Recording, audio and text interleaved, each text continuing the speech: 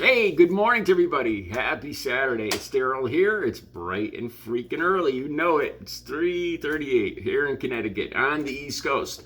Today's video has to do with race. Didn't take me long to figure out what I was going to talk about today. I came across these two videos by chance pretty quickly. One was on TikTok, one was on Facebook. Both the links will be right down below. The first one is kind of divided into two parts. I was trying to understand why. Like I said, I'll have both parts, and I'll have this whole story from, I think it's called Your Tango. And then I'll have the two actual videos, just the videos from TikTok. And it was divided into two parts, and then the second one is kind of shorter, and I'll talk about that too. It's from Facebook. All right, let's start right at the very beginning here and jump into this. This first video is from New York City, and it involves a couple, a Caucasian couple. And this is interesting. I never heard this term before. It's a Kimberly, not a Karen. We all know what a Karen is, right? Well, this is a Kimberly now, and this is what they're calling this person. She's calling out racism. It's kind of the opposite of a Karen. That's the idea here. And this, it took me a while.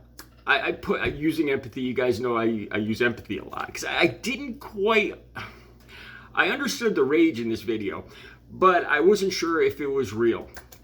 Okay, so let me describe the video to you. It starts with a couple down the sidewalk. This is it was divided into two parts. And the first part starts with a couple down the sidewalk, and the woman is angry. She's yelling at her husband, telling him to get back there. He goes back. Apparently, this Caucasian couple walked past a group of black men. It looks like two, maybe three black men, maybe in their 20s or 30s. Well-dressed. It looks maybe they're standing outside of a restaurant or something. Not blocking the sidewalk or anything like that. Just average people. And she tells him to get, she's in a rage. She tells him to go back and tell those black men what you said about them. She's calling out her husband on the slur. Apparently, the couple walked past these black men, and the husband called these guys a slur. Not loud enough, apparently, not loud enough for the black men to hear. And I don't know if the wife knows I think she thinks they heard. It doesn't matter to her. She tells her husband she's calling him a POS. And she wants her pocketbook back, and she doesn't care what happens to him. She doesn't care what these guys do to him. And then she's like, tell them what you called them, right? And he says it, and then he laughs. He says the slur that he called these black men, and then, this amazed me. It must have been a nervous reaction, but he's like, like I called you up. And I'm like, oh my God, what is wrong with this guy? And the black men handle it well. They handle it with confidence. I don't know what it must feel like to be in this position. Like I said, sometimes I've had people call me chief and stuff like that, but that doesn't come close to. I have no idea. I don't know how I would react if I were them. So. They get a little angry. Not angry, but you can tell they're like, why are you laughing? And then all of a sudden the smile just drops from his face. I'm not laughing. And then the guy kind of kids around. The husband kids around. He's like, can I come home with you guys? Yeah, right. And she asked for her pocketbook back, and the black guys asked, you want us to punch him? And she's like, I don't care what you do to him. Okay, let's talk about this. Now, right off the bat, I had to wonder if this was real. So I used empathy, and I thought about each person, the wife, the husband, and then the black man, and what's going on here. First of all, this is the reason I have no doubt that this is real. I tried to put myself in the position of the black men.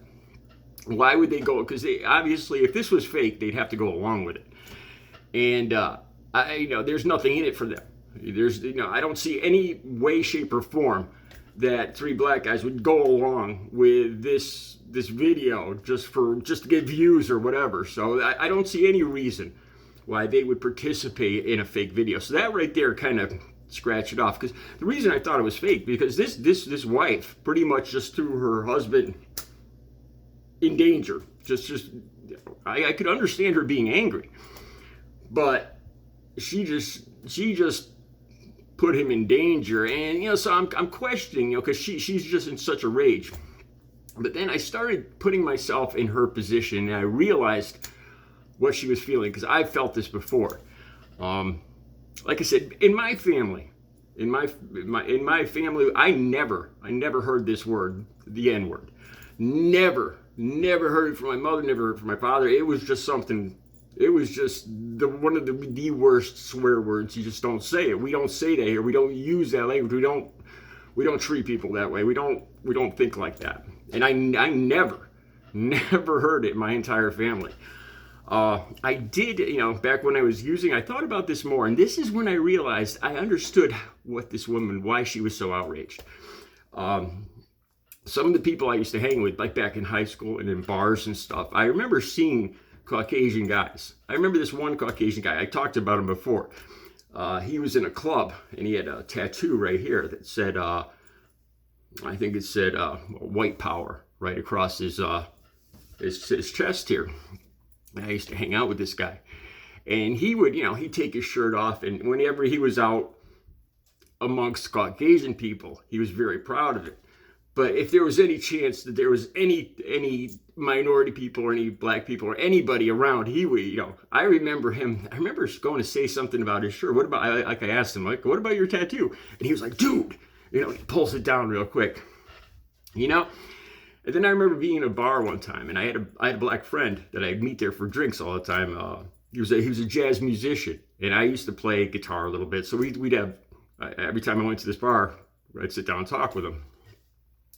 And I remember, like, before and after he'd leave the bar, and what other Caucasian people would say about him, the words they'd use. And I'm like, I couldn't believe these people were like so two-faced. I saw this a lot when I was in, like people that I wasn't friends with, but like when I used to go to bars and in high school, the Caucasian people being so racist and using these slurs amongst other Caucasian people. But whenever they were around black people or minorities, they were their best friends. They're laughing and joking, and you would never think they'd say these words.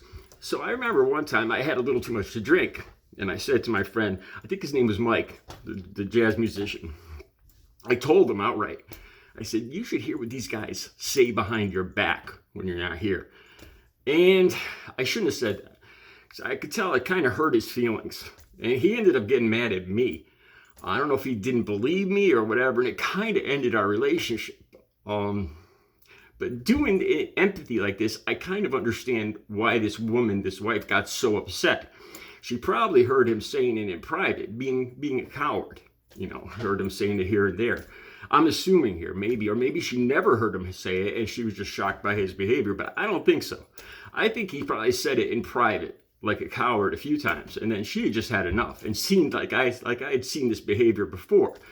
When they're amongst people of their same race, they have no problem ranting and raving and using these slurs. But whenever they're in the presence of the people that they're calling names, they're cowards. They're complete, and not just cowards, but two-faced cowards. Like with the husband here, actually trying to, in his bizarre attempt to try to smooth things over, asking the black guys, after he just apologized for calling them a slur, hey, can I go home with you guys? Can I stay with you guys for the night? How freaking, read the room, man. How awkward is that? That's just what I'm saying. It's a cowardly attempt, and to hide their fear and their racist feelings. And I think that's what she was feeling here. She just had enough of this cowardly behavior. I'm like I said, using empathy. I remembered feeling like that. Now the husband, like I said, I just see a coward. I do. I'm amazed he did go back. I'm amazed he actually did go back and face these gentlemen.